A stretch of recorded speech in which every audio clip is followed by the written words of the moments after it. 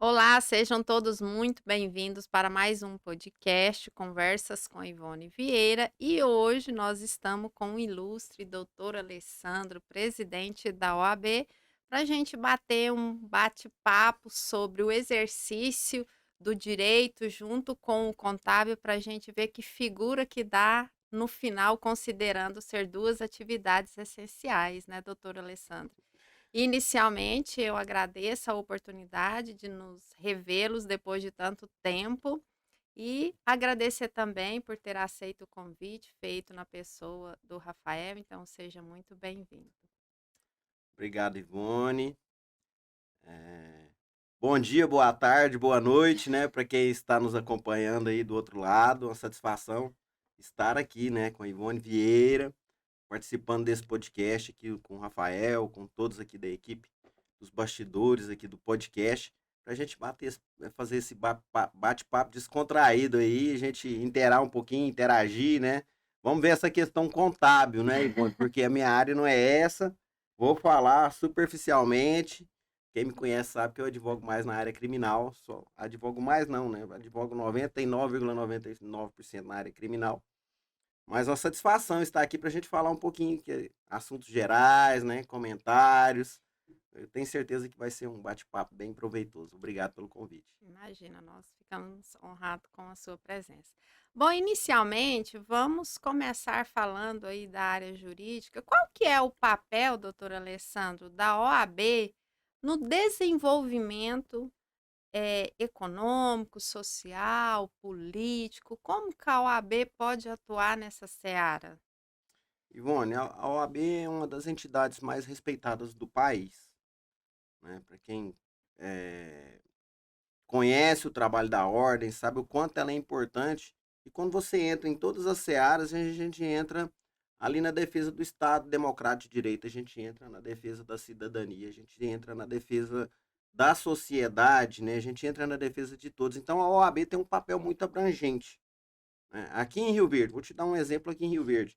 As pessoas falam em OAB, a OAB é que a gente tem essa finalidade e primeiramente a gente tem de zelar pela defesa das prerrogativas e dos direitos do advogado e da sociedade. Esse em primeiro plano, acho que a ordem ela tem de assumir esse papel. Mas quando a gente assume esse papel, a gente tem aí, depois disso, uma consequência absurda, enorme, de funções, né? A gente tem aí, vou te dar um exemplo, teve aí que a discussão da taxa do lixo. A OAB estava lá presente contra a cobrança da taxa do lixo da sociedade.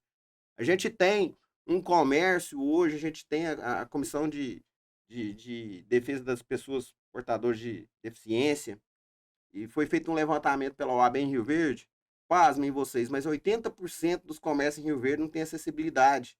A gente atuou agora recentemente, oficiamos todos os hospitais de Rio Verde, nenhum tem acessibilidade devida.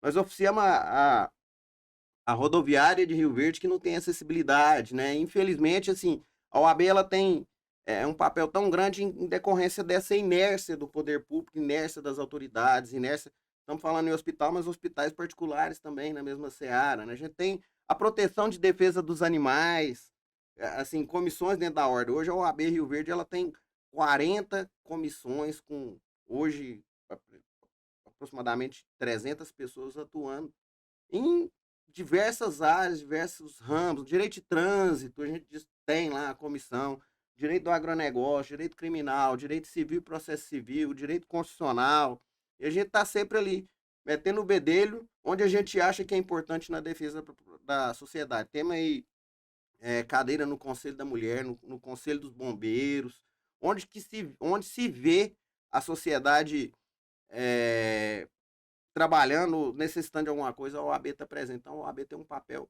essencial nesse equilíbrio que é necessário para que a sociedade possa viver ali e ser contemplada com os direitos que estão ali na Constituição Federal de 1988.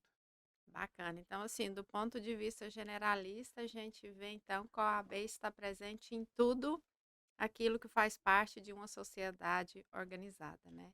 E isso é muito, digamos que importante para a sociedade em contemplar a figura, né, do profissional da área e enquanto desenvolvimento, né. Aí a minha pergunta é: será que todo cidadão tem a percepção da importância da atuação da OAB no desenvolvimento econômico e social de uma nação? Eu acredito que não. Não, né. Eu acredito que não. Mas é porque falta isso, né? Falta às vezes um bate-papo desse que as pessoas falam, nossa, mas que bacana, a OAB atua nisso também, né? Porque a maioria acha que a OAB é para ir lá reclamar de advogado. Obviamente, nós temos o Conselho de Ética e Disciplina que pode apurar alguma infração cometida por advogado, assim como as outras entidades também, né? Tem o Conselho Nacional do Ministério Público que apura lá as infrações do promotor de justiça ou do procurador.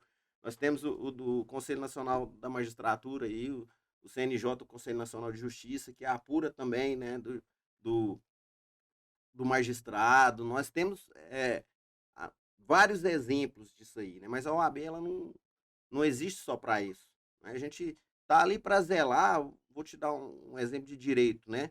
O primo da Maria foi preso. Será se ele está tendo os direitos que são garantidos para ele quando ele chegou lá na delegacia, o acesso ao advogado, o acesso à família? Então a OAB ela prima por tudo isso. A gente é um eterno vigilante dos direitos das pessoas. E isso é muito importante, né? A gente está aí, a gente estava falando em trabalho de comissões da OAB, quando a casa de prisão provisória funcionava aqui no centro ainda, que foi uma luta para se transferir lá para hoje funciona a nova casa de prisão provisória, ali faltava água todo dia. Tinha semana que a gente conseguia é, 5, 6 caminhões pipa para levar água para lá. É coisas que ninguém imagina. Quando se vê hoje a maternidade Augusta Bastos, porque hoje a maternidade Augusta Bastos, em Rio Verde, ela cresceu muito, ela se tornou uma outra maternidade. Quando nós começamos na nossa gestão lá em 2019, a maternidade Augusta Bastos estava caindo os pedaços, Ivone. E nós fomos procurar para a gente doar tinta para a maternidade, para a gente conseguir uma tinta, para eles passar uma tinta lá. Meu E Deus. nós fomos lá e fizemos uma vistoria e falou, não, isso aqui não precisa só de tinta. Então, essa sociedade organizada, nós puxamos a fila, nós contactamos outras entidades, nós conversamos com várias pessoas, procuramos políticos, e a partir daí, hoje, de 2019 para cá, eu acredito que não tenha menos de 2,5 milhões a 3 milhões de reais investidos lá.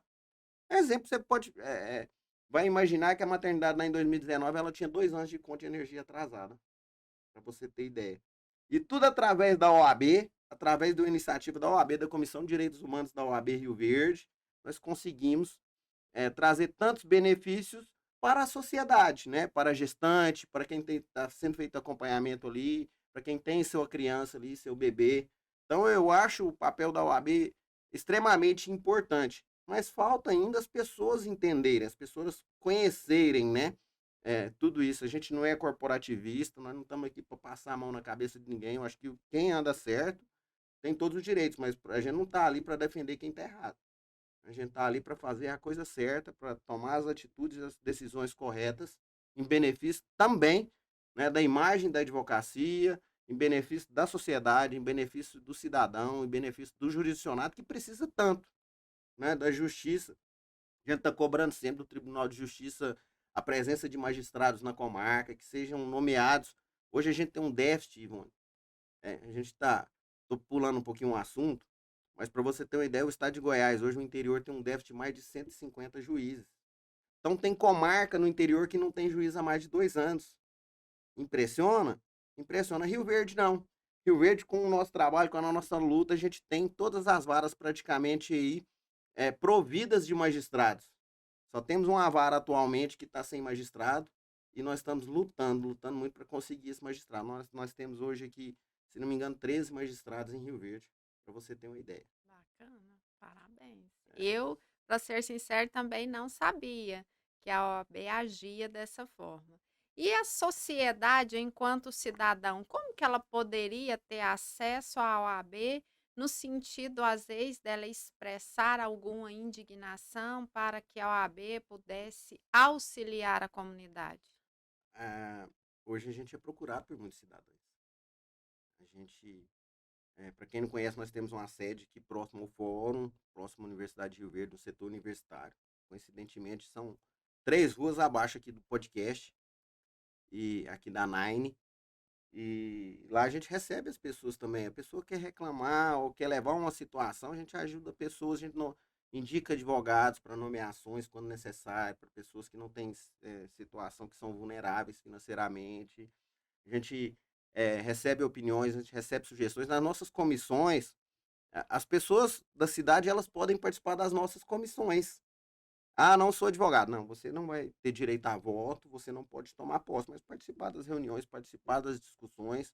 É um prazer receber a sociedade lá, porque quando todos se unem para em prol de uma causa mais importante, a gente consegue vencer junto, né? É. E a OAB, como eu disse, pelo fato de ser tão democrática, a gente está aí sempre presente, presente na vida das universidades, presente na vida das faculdades, participando dos simpósios, das semanas jurídicas, discutindo tudo. Exemplo disso agora na última reunião, que a gente estava aí tratando da discussão sobre a duplicação da BR 452, que vai daqui para Itumbiara, né? A gente participou de toda essa discussão sobre essa cobrança de pedágio que vai ter aqui de Goiânia para Rio Verde até Itumbiara. A gente tem que participar de tudo isso e participar de maneira efetiva. Então a gente tem trabalhado em vários viés, buscando o melhor para a Bacana. nossa sociedade aqui, para a nossa cidade. Muito bom. Tem um termo, doutor Alessandro, hoje ele é muito comum no mundo contábil, no mundo jurídico, mas que eu acho que se os nossos ouvintes ouvirem uma explanação acerca dele do ponto de vista jurídico, eu acho que agrega muito, que é a questão do que é essencialidade. Nós estamos lidando, eu sou contadora, você é advogado, e duas profissões de natureza essencial. O que o senhor entende com o termo essencialidade? Primeiramente, mais uma coisa importante para dizer, Ivone, é que o exercício da advocacia é a única profissão mesmo ali prevista dentro da Constituição Federal, no artigo 133, onde diz que o advogado é essencial à administração da justiça. Mas aí a gente teve, né, com a pandemia, dando aí também ao contador, caracterizando como atividade essencial. Na Uhum. verdade, teria que caracterizar mesmo, porque a gente não poderia ficar fora da zona da prestação dos nossos serviços por conta de um calendário tributário, né, muito arrojado que a gente tem. E quando a gente fala nessa essencialidade, você citou um exemplo interessante. Quando a pandemia da Covid-19. Quando veio a pandemia, o que os nossos governantes determinaram? Fechem tudo. Fechem as portas. Aí fechou lá o escritório de contabilidade, fechou o escritório de advocacia, fecharam-se os comércios e fechou-se tudo, né? Aí aquele cidadão que precisava de um remédio, que não tinha condições, que precisava de uma internação, que não tinha condições, com o escritório de advocacia fechado, o que ele ia fazer? Como ele ia fazer? Então, a partir daí, veio essa luta. Aqui em Rio Verde, não sei se vocês sabem a origem, depois que foi reconhecida essa essencialidade, foi a partir da OAB Rio Verde, quando se determinou o fechamento dos escritórios de advocacia. O decreto do município saiu no sábado pela manhã. Por volta de 10 horas da noite, a OAB Rio Verde já tinha impetrado um mandado de segurança aqui no judiciário, solicitando a imediata revogação com relação àquela determinação do fechamento dos escritórios de advocacia.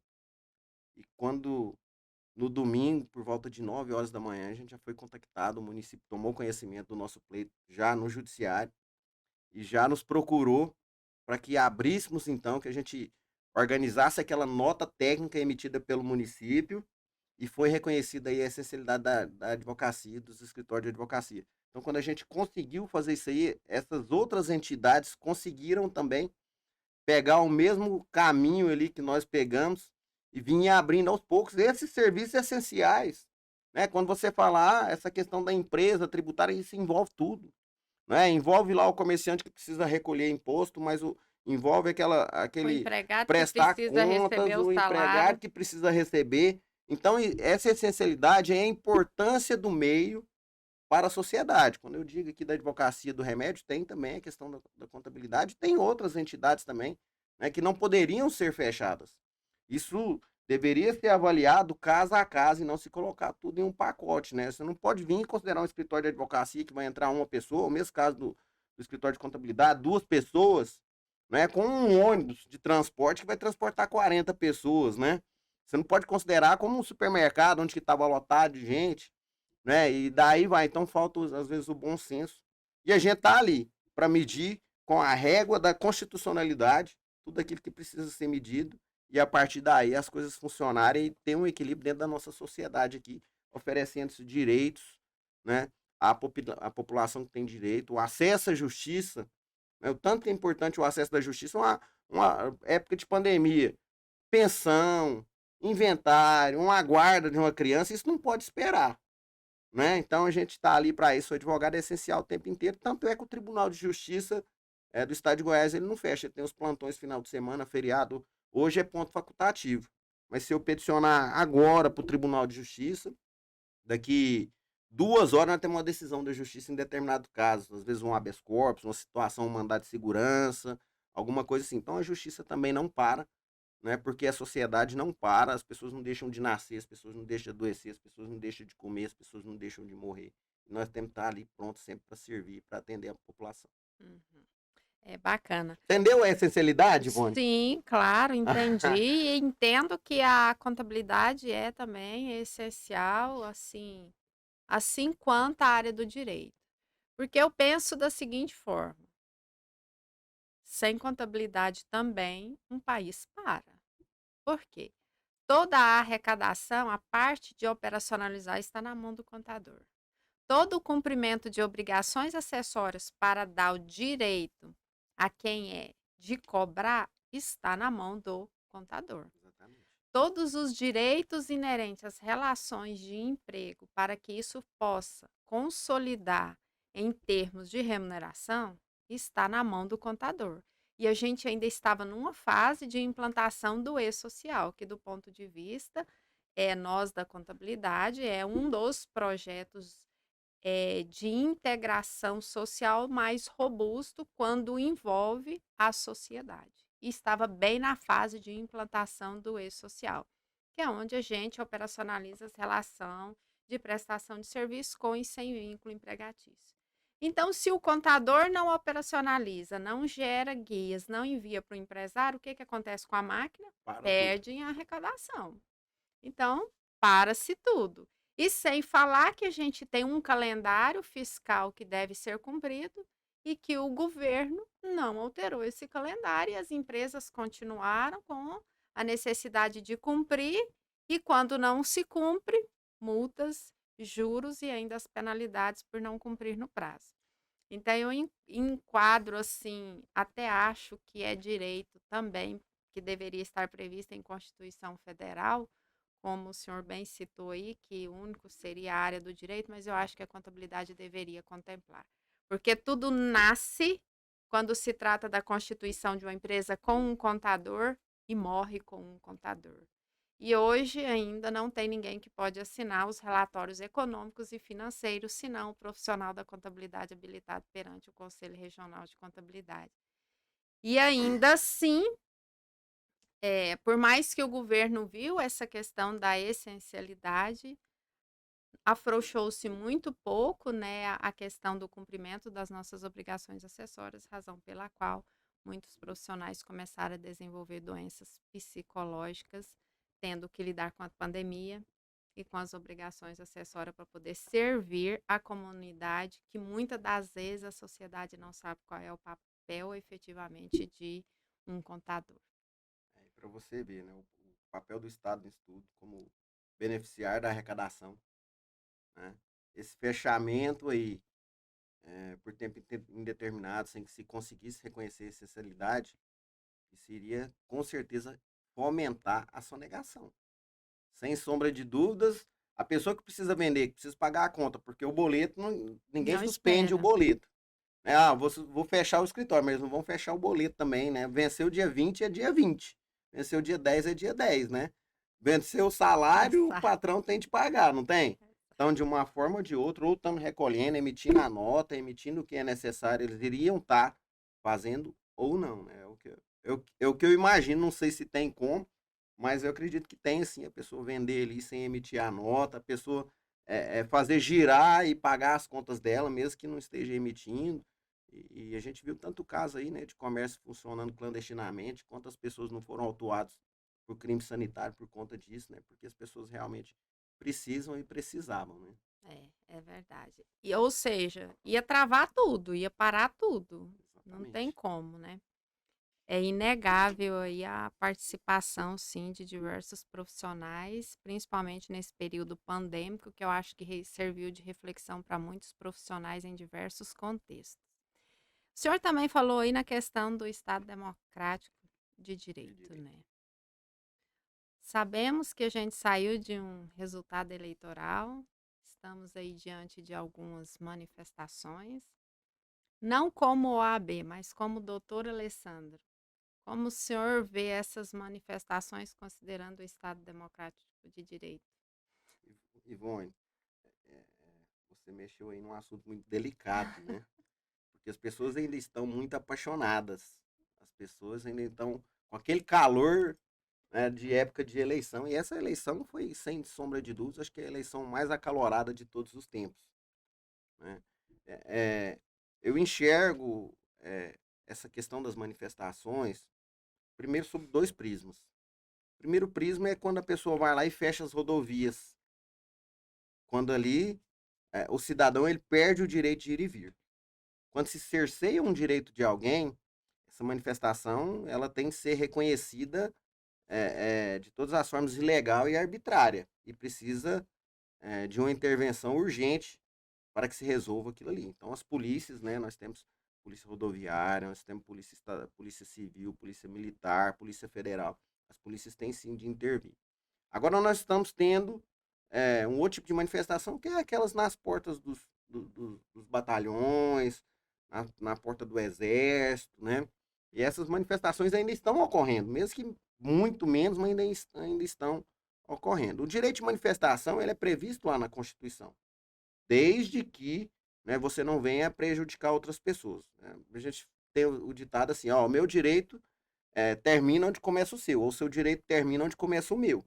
Né? A partir do momento, eu estava lendo até hoje sobre as manifestações que vão ter em Brasília dia 15, e estava lá essa preocupação onde as pessoas vão pôr os caminhões, onde vão pôr os carros, como que os ônibus, como que elas vão estar ali, porque uma coisa é elas manifestarem, outra coisa, elas obstruíram a via, né? A gente viu aqui com a obstrução das vias, teve um coração de uma pessoa que foi acidentada, não sei se você chegou a ver aqui lá, Cheguei. né? E o coração, acho que ele tem um prazo de 24 horas para chegar no destinatário para fazer o Um transplante, né? transplante.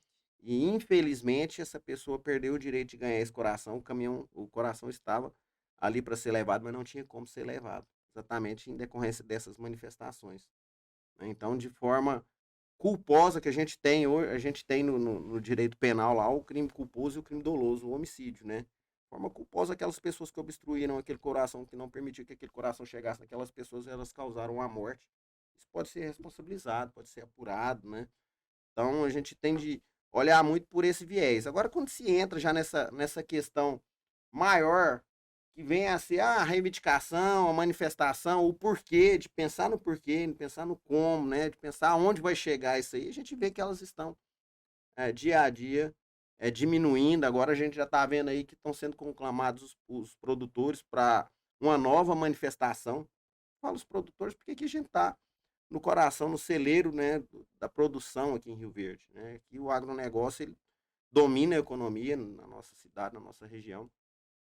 E a gente está vendo aí uma iminente taxação de quase 2%, 1,8% do agro na produção de grãos, na produção da cana-de-açúcar, na produção da carne, né? Então eles já estão é, é, se embreando por uma outra situação, uma outra manifestação, né? Pensando em lutar outros direitos lá na Assembleia Legislativa do Estado de Goiás. E fala-se também que existe aí, parece que existe um projeto a nível nacional para taxação do agro também. Então as preocupações são enormes. E a gente tem de se preocupar, as pessoas têm de se preocupar com aquilo que naturalmente vai afetar a nossa vida no futuro, né? Porque quando se taxa o agro, se taxa lá o milho, se taxou a soja, aonde que vai chegar isso aí? Quem vai pagar por isso? Quem vai pagar é o consumidor final, Vai chegar na né? mesa, né? Vai chegar, vai pagar o cidadão, o trabalhador, né? O consumidor daquilo ali. Então a preocupação é muito grande. E voltando lá nas manifestações de novo, a gente acha, eu vejo que elas estão já assim enfraquecendo e logo vai acabar isso aí. Estamos chegando aí já dezembro, estamos chegando Natal, Ano Novo, um novo presidente da República vai assumir lá, subir a rampa do Planalto no dia primeiro e a pessoa que foi eleita, que é o Luiz Inácio Lula da Silva, ele vai assumir. Já tem uma equipe de transição que está cuidando disso tudo, já está discutindo tudo isso, já foi reconhecida e a vitória dele pelo TSE, já foi reconhecido pelas, é, é, pelas Forças Armadas, já foi reconhecido, acho que por todos. Acho que não tem nada que questiona mais as nossas eleições, até porque já são acho que mais de 20 anos de urnas eletrônicas, né? Essa questão subjetiva a gente não pode vir e não pode ninguém tirar o mandato de ninguém por causa disso, né? Por conjecturar, por achar que aquilo ali não deveria ser. Às vezes a gente acompanha muita rede social, eu vejo muito isso. E a gente, o momento agora é outro, o momento é da gente unir, né? De aproximar as pessoas, unir as famílias novamente, Exato. né? Unir as pessoas, unir os amigos, porque saiu até uma matéria, se não me engano, no UOL, é, sobre quantas famílias não estavam divididas por causa disso, quanto o percentual de amizades que não ia voltar mais, saiu até esse levantamento, essa pesquisa, e era mais de 30%, para você ter ideia, né? Então, aqueles relacionamentos sadios, bacanas que tinha, muita coisa foi embora. E é um Perdeu. momento de reconstrução. Verdade. Né? Uhum. Essas manifestações, quem gosta tá indo lá e tudo isso, né? Acho que tem uma determinação do TSE também para que se identifique essas pessoas que estão fazendo isso, responsabilizar essas pessoas por isso, né? Pelo que elas causaram de injusto, de grave. E, como eu disse, o direito de manifestação, ele é legal. Até certo ponto, sim. Passou daí, né? Se eu vim reivindicar aqui é, algo que seja ilegal, eu posso estar aí incidindo em alguma prática delituosa. Bacana. Agora vamos trazer para o mundo contábil. Algo assim que o contador, às vezes, ele é um pouco penoso, um pouco receoso no sentido de que é a questão da solidariedade. A gente sabe que a nossa carga tributária é elevadíssima. Na minha tese de doutorado, no meu pós-doutorado, eu estudei comportamento humano em sonegação fiscal. E a gente percebe que, em função das variáveis intrínsecas e extrínsecas do ser humano, infelizmente há uma predisposição à sonegação fiscal.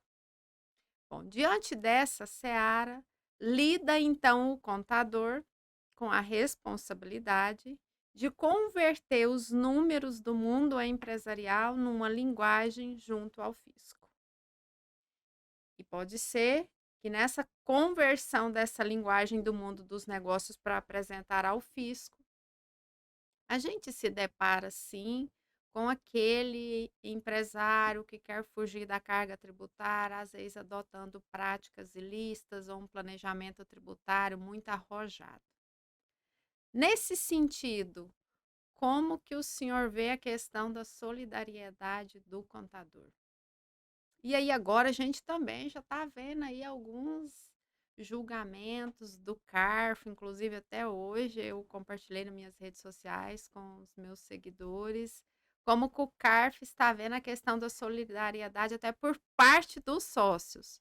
Então, você fala solidariedade, sim, é solidário, mas assim, como é algo que Quando eu imagino que implica seja em crimes técnico, é fiscais, responsabilização não só do sonegador, mas do contador dele que está ali também trabalhando com ele, não é só da isso? parte do contador, Aham. né, enquanto Responde solidariamente lá o que foi sonegado lá. Se for 10 é, milhões de reais, senão o contador, isso aqui, ele deve também. isso. Né? Explica para nós sobre essa questão da solidariedade no sentido de, às vezes, o contador ser danoso nesse sentido.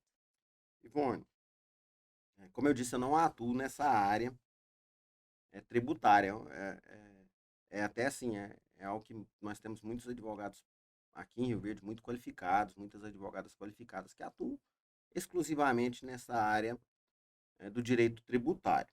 Então, eu vou falar superficialmente o que eu vejo. Eu vejo como estudioso do direito penal que eu sou, né? Como estudioso da- É aí dessa mesmo questão que a gente criminal, quer aprender. né? A questão é o dolo. O que é dolo? Dolo é intenção, né? É, eu quero matar o João. Eu vou lá e dou 3 tiros no João. Matei o João. Eu tinha dolo, eu tinha intenção. Eu estava determinado a fazer aquilo ali, né? Mas quando você está passando na Presidente Vargas, uma pessoa, o sinal tá amarelo e você passa. Vou te dar um exemplo. O sinal tá verde, você passa e vem um bicicleteiro ali em alta velocidade e bate ali, né? É algo que você não imaginava que ia acontecer, mas teve um resultado morte. Então essa é uma forma culposa. O que é o culposo? O culposo é quando tem imprudência, negligência ou imperícia, né? Então, assim, se não tem dolo, se não tem uma modalidade culposa ali, uma negligência, se não tem imperícia, né? Se a pessoa fez exclusivamente por ela, se ela sonegou, eu acho que não é justo. Nem um pouco, né? Porque quem está se beneficiando com isso é aquela pessoa que está sonegando, né? O contador ele está ganhando o mesmo tanto, né? Ele está tentando fazer a coisa certa e o que ele faz quando ele presta contas, quando ele declara, né? É isso, é quando ele declara, ou quando ele, de uma certa forma, ele presta contas, quando manda recolher tudo aquilo ali. Ele está repassando o que o cliente está passando para ele, né? Então você não vai também é, fabricar, você não vai imaginar que tenha algo diferente para você chamar ele e falar assim, fulano, isso aqui não pode assim, isso aqui você está fazendo assim, né? Então, o que você é contratado para fazer é para prestar conta do que ele te passa.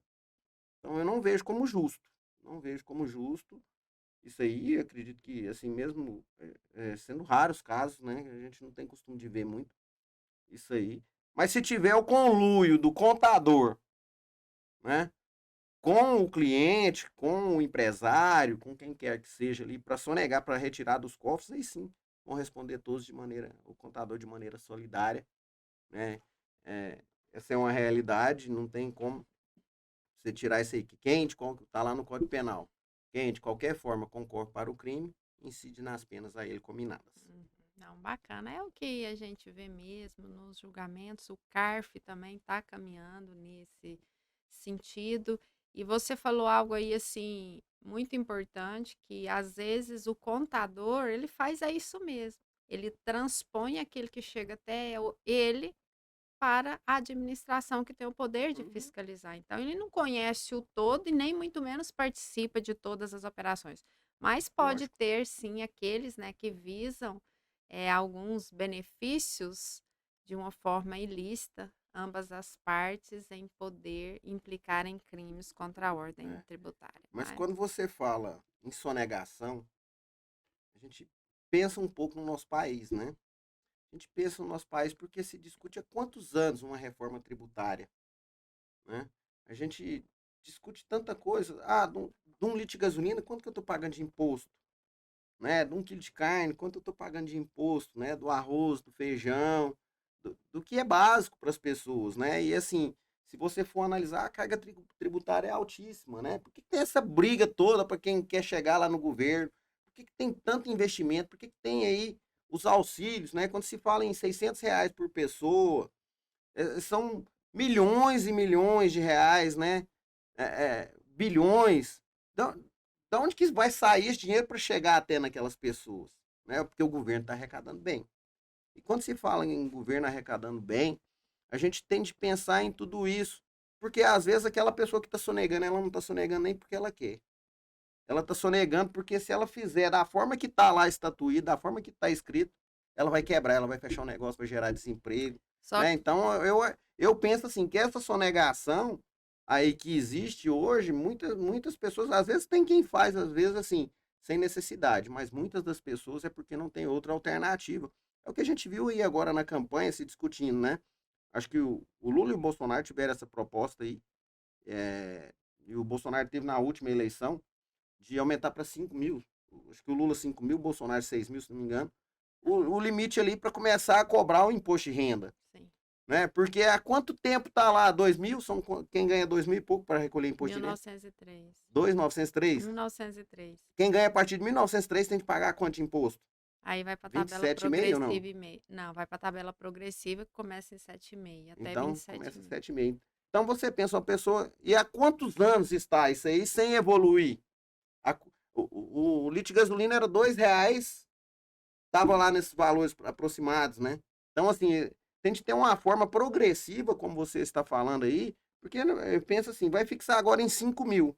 Mas R$ 5.000 em janeiro de 2023 e em 2024, qual que é o poder de compra desses mesmos R$ 5.000? Né? A Exatamente. gente começa a raciocinar e a gente vê que tem muita coisa errada, né? Porque, infelizmente, a gente está no Brasil, num lugar que a gente ama, nesse lugar maravilhoso, nessa terra que produz, mas está faltando, assim, essa tecnicidade na nossa administração, né?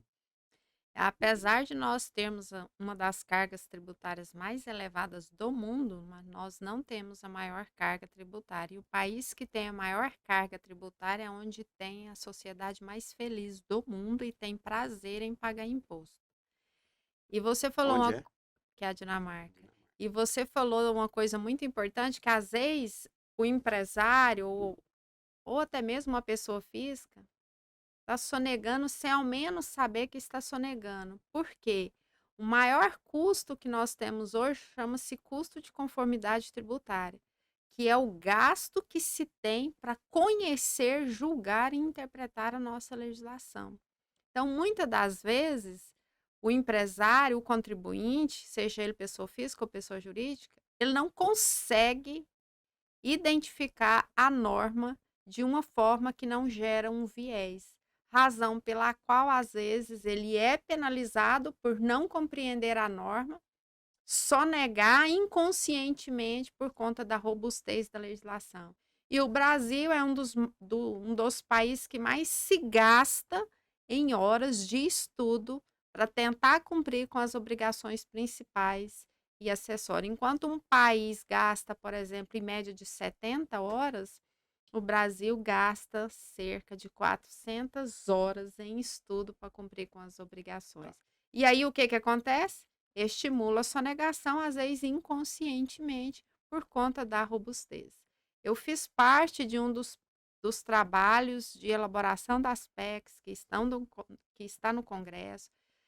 Eu fui convidada a um bate-papo com o Guedes, foi aprovado pelo Senado esse nosso bate-papo, onde eu ia apresentar a questão da parte comportamental, que não é contemplado nas nossas legislações. Porque as penalidades, quando elas não têm um poder de liquidação, elas não surtem nenhum efeito, razão pela qual a Receita Federal, ela não arbitra e não notifica ou multa inicialmente, porque os estudos já comprovam que o fato de autuar não corresponde que vai entrar caixa. Isso não gera liquidez, que às vezes o contribuinte não tem condição de liquidar aquelas multas, não vai dar em nada. Uhum. Razão pela qual ela instituiu a autorregularização, chama o contribuinte para conversar e tal, para resolver aquela situação. Então, assim, vocês aí que são do mundo jurídico, que contribuem muito com a questão da redação da legislação, ou se não contribui, acredito que vocês deveriam fazer parte desse cenário. Mas o meu estudo também, eu fiz um estudo no sentido de que se esse custo impactaria na decisão do contribuinte sonegar ou não, e isso foi comprovado. Outros estudos estrangeiros também têm sido comprovado que impacta é não haver uma clareza na legislação para que o contribuinte possa aplicá-la de uma forma consciente. Ou seja, Nesse sentido, do ponto de vista jurídico, o contribuinte, o empresário, ele tem algum direito? Ele não compreende a legislação, interpreta de uma forma e aplica. E aí, como que fica? mas presume-se que a pessoa tenha conhecimento da lei, Conhecemos né? a lei. E aí Presume-se... tem os juízos de valor sobre a interpretação da norma. Aí vem o X interpreta de uma forma e o contribuinte de Então, mas se a outra. lei prevê lá, ó, você, da sua arrecadação, você tem que destinar 7% para tal fundo. Um Mas não é exemplo, bem assim. né? Um exemplo bem hipotético, né? Se a pessoa deixa de recolher aquele livro, aí o juiz vai falar, ó, isso aqui você presume que você, quando está exercendo esse ramo, essa atividade, você tem a obrigação de conhecer. E para a lei é assim. né? Presume-se que ela tenha conhecimento de tudo. E se ela não tiver conhecimento de tudo, ela tem de ter alguém que tenha conhecimento de tudo. É o caso da pessoa pagar o contador para Aí é fazer. onde entra o custo de conformidade, e aí ele também não tem condição de pagar, porque o custo é muito alto. Uhum. Então, é essa legislação muito robusta que às vezes também estimula a sonegação fiscal, razão pela qual uma norma mais enxuta, mais clara, elevaria a arrecadação e achataria aí a curva de carga tributária em todas as classes. Tá. Primeiro, aí eu já venho com outra pergunta para você, assim, porque a Simone Tebet, a gente estava falando em política, defendia lá um imposto único. Sim, que é a nossa PEC que a É, gente quando se fala em redigimos. imposto único, vai simplificar muita coisa, Sim, né? vai. E é viável esse imposto único? No nosso país é aplicável? Tem condição de se aplicar dessa forma, Para criar um se imposto único? chegar nessa proposta, doutor Alessandro, nós participamos de diversos estudos com diversos outros países para elaborar essa proposta. É possível, Possível, mas antes tem que acontecer o quê? Reforma administrativa. reforma administrativa. É outro que E está em atraso, né? A gente está vendo a discussão aqui em Rio Verde, né? A gente teve agora eleita a próxima mesa diretiva, né? O próximo biênio, né? E se fala há quantos anos está atrasada a discussão da reforma administrativa aqui dentro da nossa Câmara mesmo, do nosso município, a gente vê isso aí. Vou voltar lá atrás um pouquinho. Quando eu falei dos nossos impostos, da nossa carga tributária, e você falou que lá na Dinamarca a carga tributária é muito maior e o povo é mais feliz, né? Aí o que que vem na minha cabeça? Será que lá na Dinamarca as pessoas pagam escola, não, saúde? não. Será se elas têm eh, estradas eh, em excelente qualidade, Tem. rodovia, né? O que mais que se espera de uma administração? Será se elas têm o serviço de Segurança. segurança, energia, água, né? Como que funciona tudo isso? Certamente as pessoas são mais felizes por conta disso, né? Porque aqui, se você é, é, necessitar mesmo, eu tive a oportunidade de conversar com um amigo meu que teve câncer a semana passada, e se ele não tivesse os recursos que ele tinha, um dinheiro que ele tinha vendido uma casa, provavelmente não tinha conversado com ele a semana passada, né? A gente fala em escola, todo mundo vai lá e põe nas escolas particulares os filhos, quem tem condição, que é o melhor, né? Então, assim, o serviço público no Brasil hoje, ele é de péssima qualidade para se comparar, quando se compara com a carga tributária altíssima com tudo que a gente paga de impostos, né? Esse é um E questionamento aí que eu volta faço. num aspecto que você comentou antes. Transparência. Você vai ao supermercado, você sabe de fato qual é a carga tributária imputada ali? Nenhum. Não tem como conhecer. Tem a lei da transparência falando lá no rodapé da nota, às vezes tem, né, valor aproximado dos tributos, só que aquilo ali não reflete a realidade. Então, há uma ausência de transparência, isso também fez parte do nosso estudo, e essa ausência de transparência que leva a esse pensamento aí. O indivíduo cria um sentimento de justiça, Uhum, de que ele já paga muito imposto, razão uhum, pela qual ele vai sonegar, porque ele não tem educação, ele não tem segurança, ele não tem saúde. Então tem vira o nada. quê? Um círculo Tá. vicioso. Aí a gente discute muito. Tem quantas pessoas que trabalham hoje no anonimato? Elas trabalham hoje sem carteira assinada, né?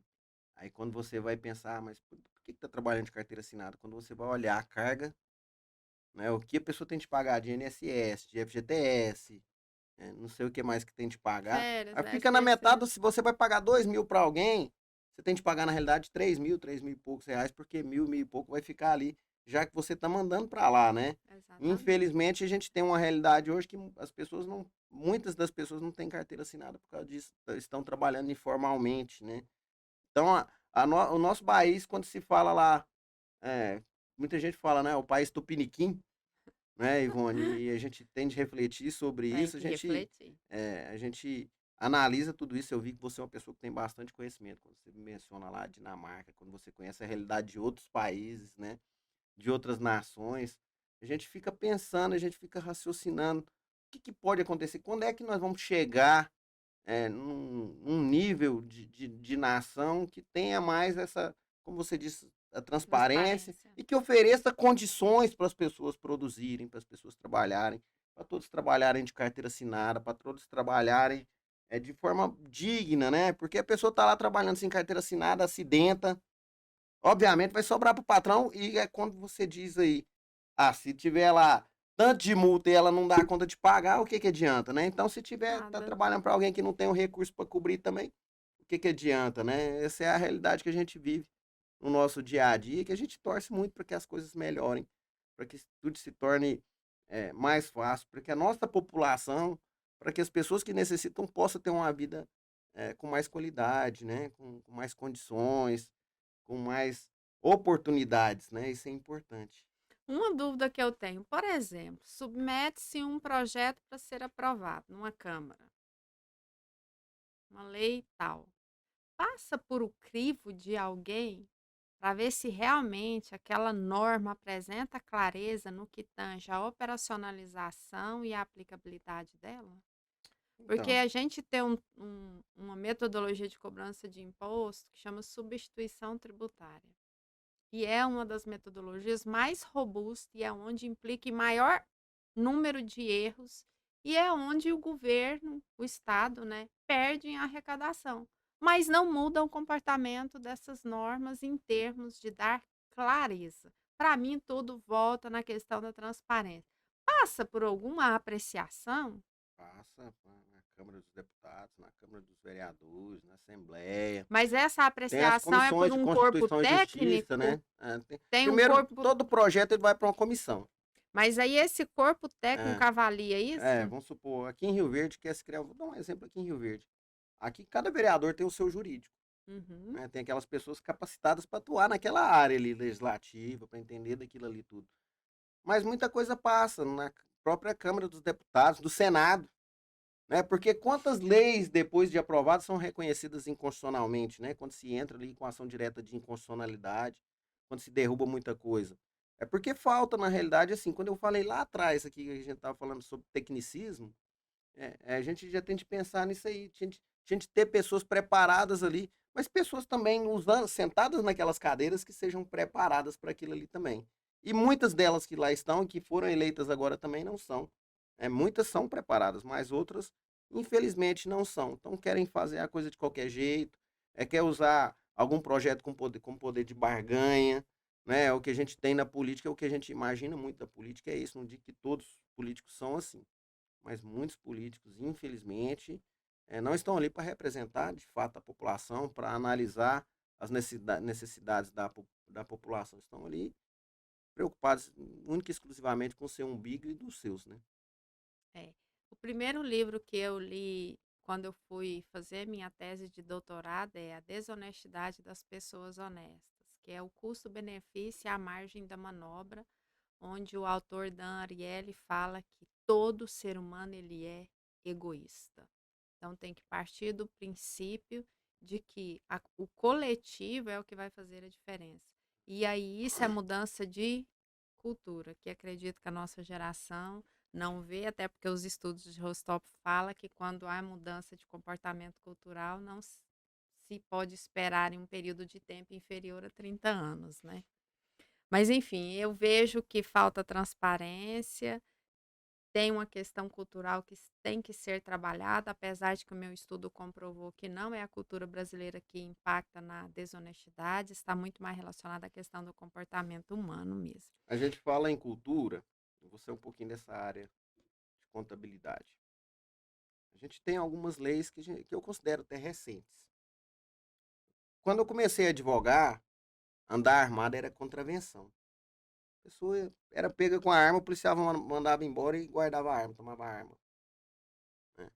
Bater em mulher, bater em mulher era lesão corporal leve. O cara deixava a mulher com o olho roxo e tal, e cortava a boca e agredia. Lesão corporal.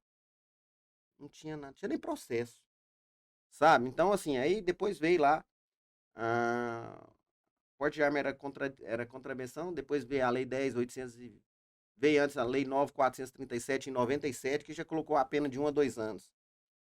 Aí já depois veio a lei 10.826 de 2003, que já elevou para 2 a 4 anos. Então isso houve uma criminalização, né?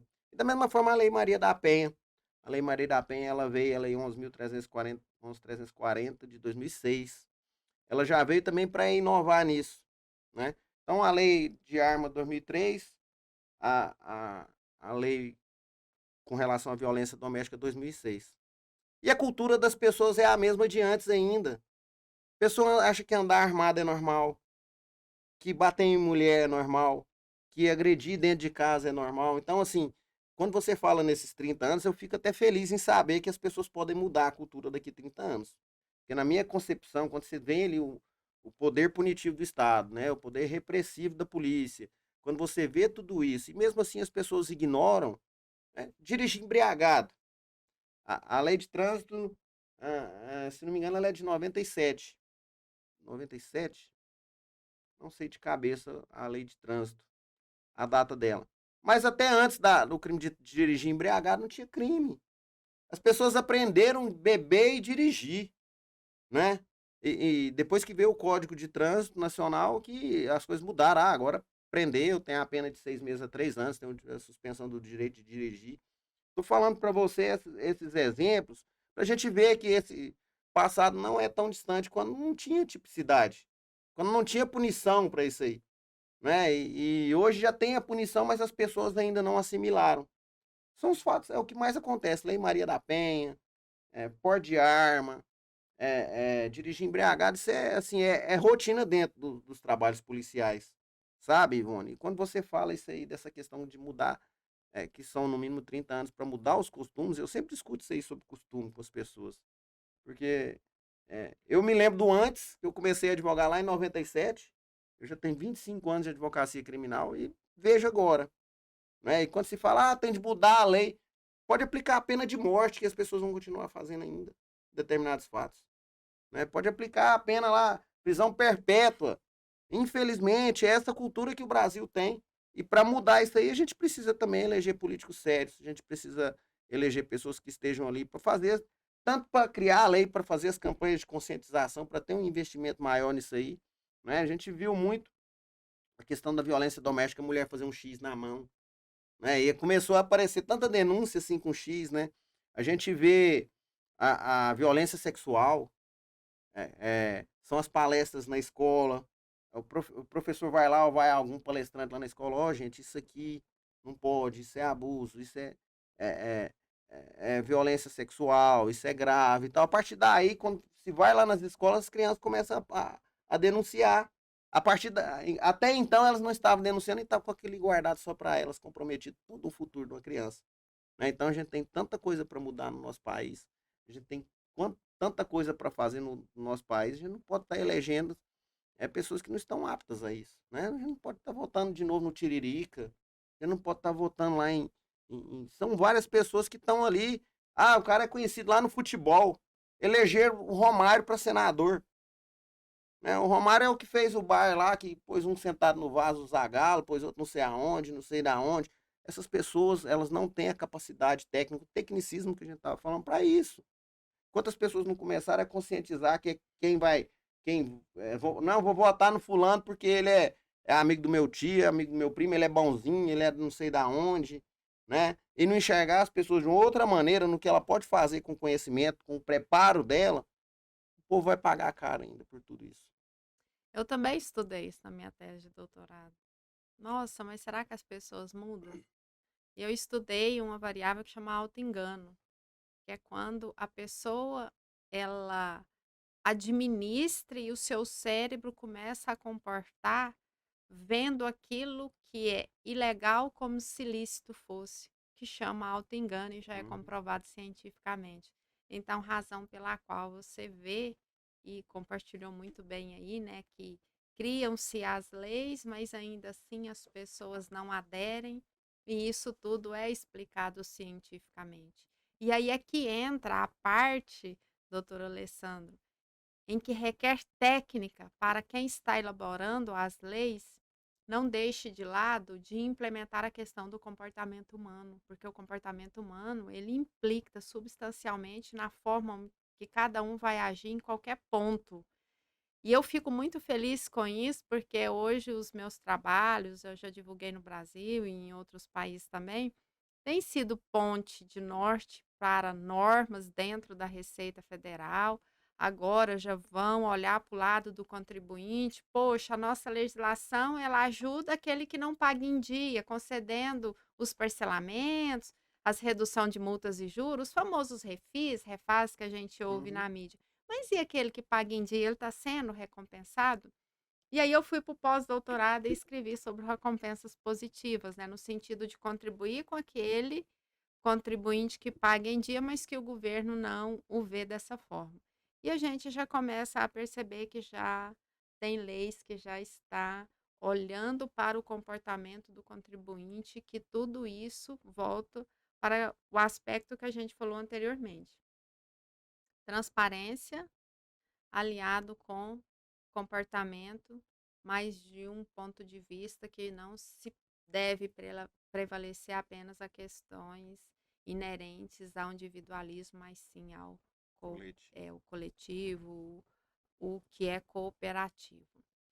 E para não tomar muito do seu tempo, acredito que você é muito ocupado, né? Eu quero deixar a última pergunta. A gente do mundo contábil, a gente às vezes sente-se que o advogado tem um certo receio quanto à prática contábil. E há muitos embates entre contador e advogado. Como que o senhor vê isso? Apesar de que o senhor atua mais na área criminal, não lida diretamente, né, com o contador, mas como que o senhor vê isso considerando uma questão social do exercício da profissão? É, primeiro, eu fiquei honrado e orgulhoso de estar aqui por sentir o quão preparada você é. Imagina. Estudiosa, participar de tudo isso. A gente vê o contador, a gente acha que ele está ali fazendo só cálculo, né? E você está aprofundando ali na psicologia, na filosofia e nos mais ias que tiver para você fazer, poder fazer, pra participar de elaboração de projeto, para participar de estudo, para participar disso tudo. Então, parabéns, né? Imagina, Como eu obrigada. disse aqui em Rio Verde, a gente tem brilhantes advogados, a gente tem advogados aqui que não perdem para ninguém no nosso país, sabe? Advogados e advogadas que, se a pessoa quiser contratar lá em São Paulo, se ela contratar lá, ela tá perdendo por não contratar aqui, ainda mais se for daqui. Da mesma forma o contador, né? Quando a gente vê você preparado, a gente vê que os nossos contabilistas, contadores, são muito preparados também, então você está de parabéns. E quando se fala em embate, eu atuo só na área criminal, né? Mas eu atendo os advogados que atuam em todas as áreas, consumidor, no ramo imobiliário, né? Eu acho que o ramo imobiliário deve ser o que tem mais alguma questão, porque muito contador insiste em fazer contrato, né? Mesmo não conhecendo ali toda a legislação. Hoje em dia, qualquer contrato ele Eu tem que não me ser muito arrisco. complexo. O contrato, você vê, nós temos um novo Código de Processo Civil que entrou em vigência em 2016. Nós temos leis que estão mudando aí todo dia. Então, tem muita gente que vai lá ainda, o advogado me liga, doutor, fui fazer um contrato aqui, cobrei aqui R$ 3.000, o contador fez por R$ 200. Né? Aí fala assim, não, mas aí depois, na hora que der errado o negócio, ele vai vir morrer aqui, né? Vai vir parar aqui no escritório e agora aí vai ser a minha vez, né?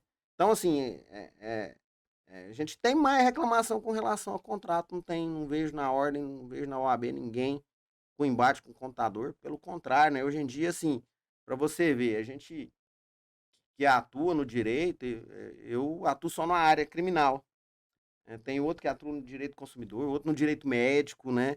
No direito civil e assim vai. Isso a gente é igual os ramos da medicina, né? Um É. opera o coração, o outro a cabeça, né? O outro o joelho.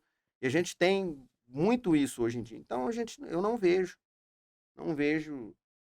embate algum, não vejo às vezes raramente uma situação de advogado com contador. Cada um na sua atividade, É. né? Cada um fazendo o que é devido. Rio Verde, a gente tem profissionais excelentes em todas as áreas, em tudo mesmo. E no ramo da contabilidade não é diferente.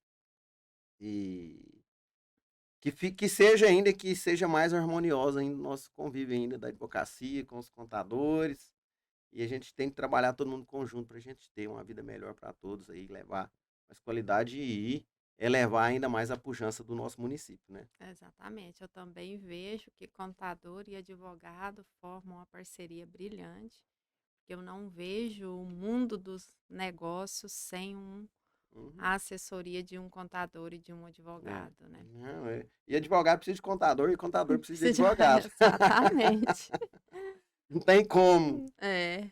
Doutor Alessandro, eu fico muito feliz de revê-lo, diante de um diálogo dessa natureza, de uma forma técnica.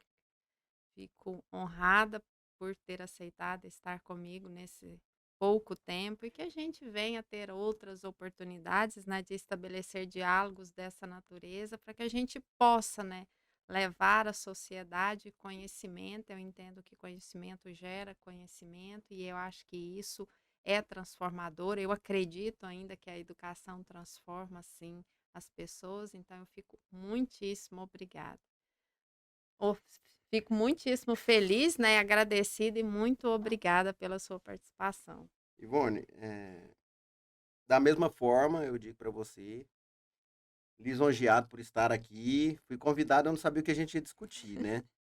Mas chega aqui, me deparo com você, né? De conhecimento aí de 30 anos atrás, praticamente, né? Na época do Colégio do Sol. Eu E também formei em 97. 97? Pois Em é. 98 eu já comecei a É, atuar. eu formei em 97, formei antes dos 22 anos, menina ainda, já estava advogando aí.